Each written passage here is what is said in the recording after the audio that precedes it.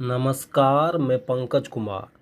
पटना के प्रधानमंत्री मोदी के रोड शो में बिहार के मुख्यमंत्री नीतीश कुमार भी प्रधानमंत्री के बगल में खड़े थे।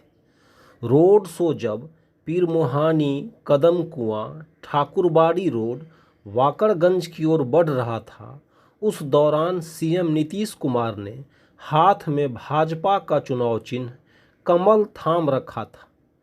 लेकिन मोदी के हर सभा या रोड शो की तरह यहाँ भी उनके गाड़ी पर सिर्फ मोदी का फोटो लगा था।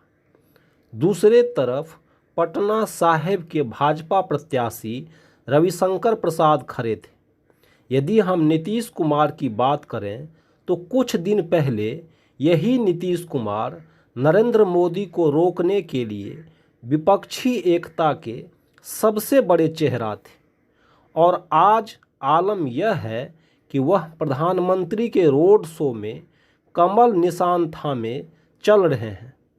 क्या नीतीश कुमार अति महत्वाकांक्षा के शिकार हो गए?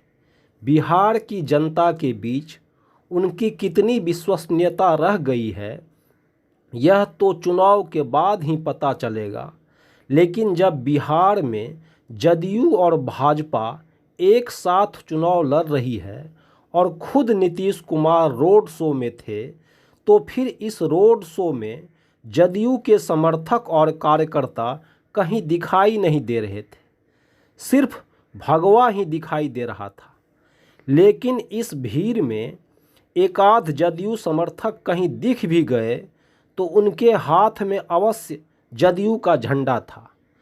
अब ऐसे समर्थक जब अपने नेता को बीजेपी का झंडा थामे देखा होगा तो उनके मनोबल पे क्या बीता होगा? वे किस तरह के धर्म संकट में फंस गए होंगे?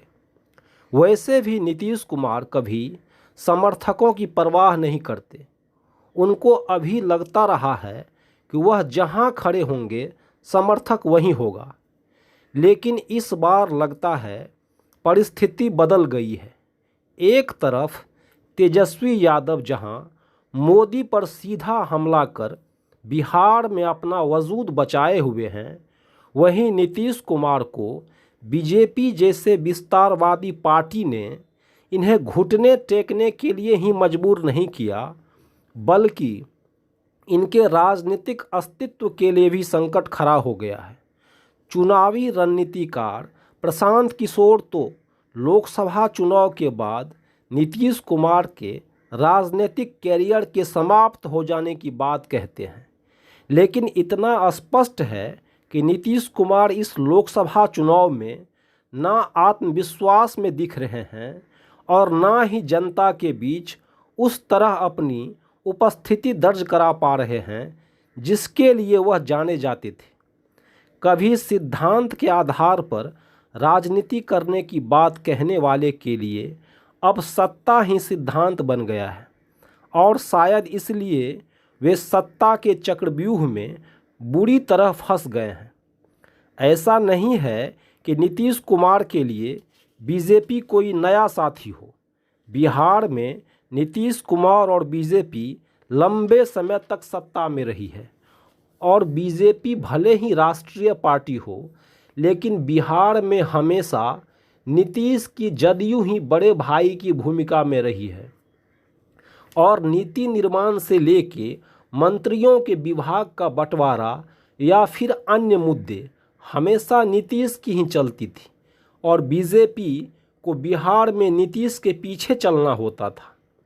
याद है ना, जब बिहार में चुनाव से पहले नीतीश मोदी का साझा फोटो वायरल हुआ था, तो नीतीश कुमार ने भाजपा को दिया जाने वाला रात्रि भोज रद्द कर दिया था। लेकिन अब परिस्थितियां बदल गई है।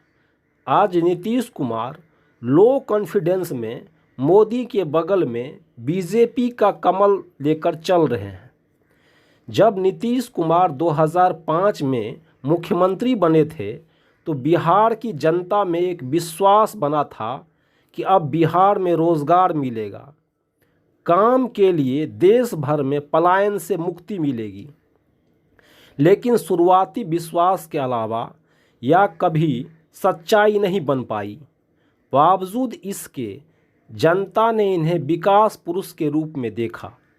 यही नीतीश कुमार थे जब असम के गैसल में ट्रेन दुर्घटना हुई थी, तब इन्होंने नैतिक जिम्मेदारी लेते हुए रेल मंत्री के पद से इस्तीफा दे दिया था।